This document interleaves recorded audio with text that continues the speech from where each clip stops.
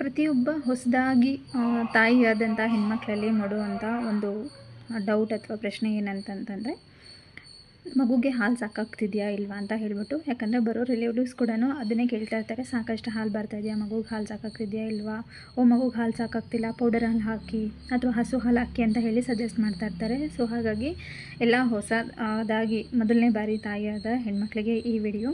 So ಮಗುಗೆ ಹಾಲು ಸಾಕಾಗ್ತಿದೆಯಾ ಇಲ್ವಾ ಅಂತ ಹೇಗೆ ತಿಳ್ಕೊಳ್ಳೋದು, ಈ 4 ಸೈನ್ಸ್ ಆ್ಯಂಡ್ ಸಿಂಪ್ಟಮ್ಸ್ನ ನೀವು ಅಬ್ಸರ್ವ್ ಮಾಡಿ ಆಮೇಲೆ ಡಿಸೈಡ್ ಮಾಡಿ ಮಗುಗೆ ಹಾಲು ಸಾಕಾಗ್ತಿದೆಯಾ ಇಲ್ವಾ ಅಂತ ಹೇಳ್ಬಿಟ್ಟು. ಫಸ್ಟ್ ಸೈನ್ ಬಂದು 6ಕ್ಕಿಂತ ಹೆಚ್ಚು ಬಾರಿ ಮಗು ಸುಸು ಮಾಡ್ತಾ ಇದೆ, 6ಕ್ಕಿಂತ ಹೆಚ್ಚು ವೆಟ್ ಡೈಪರ್ಸು ಬರ್ತಿದೆ ಡೈಲಿ ಅಂತಂದರೆ ಮಗುಗೆ ಹಾಲು ಸಾಕಾಗ್ತಿದೆ ಅಂತ ಹೇಳಿ ಅರ್ಥ.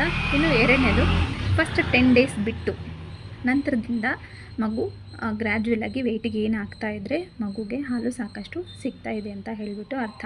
ಇನ್ನು ಮೂರನೇದು, ಹಾಲು ಕುಡಿಯೋದನ್ನು ಲ್ಯಾಚ್ ಮಾಡಿದಾಗ ಮಗುವನ್ನು ಅಬ್ಸರ್ವ್ ಮಾಡಿ, ಸರಿಯಾಗಿ ಲ್ಯಾಚ್ ಮಾಡಿದೆಯಾ, ಇಲ್ಲಿ ಗಂಟ್ಲ ಹತ್ರ ಹಾಲು ನುಂಗೋದನ್ನು ಅಬ್ಸರ್ವ್ ಮಾಡಿ. ನಂತರದಲ್ಲಿ ಹಾಲು ಕುಡಿಸಿದ ಮೇಲೆ, ಹಾಲು ಕುಡಿಸೋದಕ್ಕೆ ಮುಂಚೆ ನಿಮ್ಮ ಬ್ರೆಸ್ಟ್ ಹೇಗೆ ಹೆವಿ ಇತ್ತು ಮತ್ತು ಹಾಲು ಕುಡಿಸಿದ ನಂತರ ಹೇಗೆ ಲೈಟ್ ಇದೆ ಅಂತ ಹೇಳಿಬಿಟ್ಟು ಅಬ್ಸರ್ವ್ ಮಾಡಿ.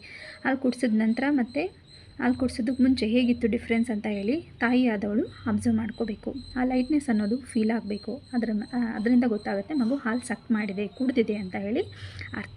ಇನ್ನು 4ನೇದು, ಆಫ್ಟರ್ ಫೀಡಿಂಗ್ ಮಗು ಹ್ಯಾಪಿಯಾಗಿರೋದು, ಶಾಂತವಾಗಿರೋದು, ಆಟ ಆಡೋವಂಥದ್ದು ಅಥವಾ ಕುಡಿತಾ ನಿದ್ದೆ ಮಾಡುವಂಥದ್ದು, ಈ ರೀತಿಯಲ್ಲಿ ಮಾಡ್ತು ಅಂತಂದರೆ ಮಗು ಸಾಕಷ್ಟು ಹಾಲು ಕುಡಿದಿದೆ ಅಂತ ಹೇಳಿ ಅರ್ಥ. ಅಂದರೆ ಮಗುಗೆ ಹಾಲು ಸಾಕಾಗ್ತಿದೆ ಅಂತ ಹೇಳಿ ಅರ್ಥ.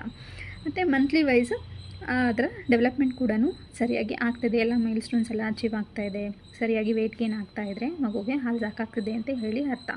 ಸೊ ಇದನ್ನು ಅಬ್ಸರ್ವ್ ಮಾಡಿ, ಇದೆಲ್ಲವನ್ನು ಮನದಲ್ಲಿ ಇಟ್ಕೊಂಡು ಆಮೇಲೆ ಡಿಸೈಡ್ ಮಾಡಿ ಮಗುಗೆ ಹಾಲು ಸಾಕಾಗ್ತಿದೆಯಾ ಇಲ್ವಾ ಅಂತ ಹೇಳಿ. ಬರೋ ರಿಲೇಟಿವ್ಸು ಸಾಕಷ್ಟು ಸಜೆಷನ್ಸು ಅಡ್ವೈಸು ಕೊಡ್ತಾ ಇರ್ತಾರೆ, ಬಟ್ ಯಾವ್ದು ತೊಗೋಬೇಕು ಯಾವ್ದು ಬಿಡಬೇಕು ಅಂತ ಹೇಳಿ ನೀವು ಡಿಸೈಡ್ ಮಾಡಿ. Thank you.